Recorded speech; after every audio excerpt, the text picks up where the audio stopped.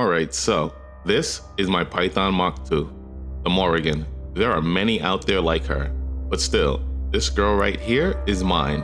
And in this video, I'm going to go over and break down all the engineering and modules I have on her. So if you're looking to survive a high intensity combat zone or wipe the floor and has red sights, this build might just end up being your new favorite ride as well. Now, before we get into the actual build itself, let's go over its role and what it was made for. The Morrigan is not your jack of all trades type of ship. She is a dedicated combat ship through and through. Really, she is only here for one thing and one thing only, and that's to make other ships go boom. Be it, again, in a conflict zone, res site, or just flying through the galaxy. This build will shine. As far as its effective engagement range, you want to ideally be within 1,500 meters of your target. But more on that later when we get into the hardpoint section. For now, I would like to start out with our core internals, starting off with the armor. For our armor, we went with lightweight alloy, and as far as the engineering goes, we went G5 heavy duty with deep plating for the experimental. We have our power plant, which of course I went with the highest in class